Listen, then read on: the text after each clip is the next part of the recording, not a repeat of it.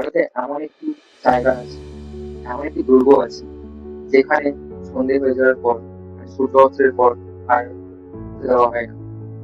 কি এমন আছে এই দুর্গে যে সন্ধ্যের পরে এখানে ঢোকা নিষেধ? কেনই বা এমনটা হয়েছে? চলুন তাহলে জানা যাক এই দুর্গের ব্যাপারে। কি রহস্য এই দুর্গের? দুর্গটি হলো রাজস্থানে অবস্থিত মানগড় দুর্গ, যা এক তান্ত্রিকের সাপের কারণে ধ্বংস হয়েছে।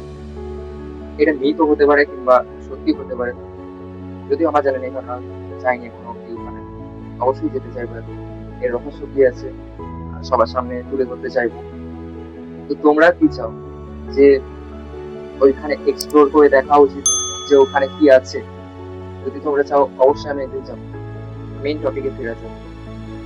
এখানে লোকেরা বলে যে এখানে একই তান্ত্রিক যে অভিশাপ দিয়েছিল, তার জন্য এরকম অবস্থা হয়েছে এই দুর্গে। বিভিন্ন মানুষেরা বলে যে এখানে নাকি ভৌতিক কিছু কারণ আছে, যেখানে রাত্রেবেলায় আলাদা আওয়াজ শোনা যায়।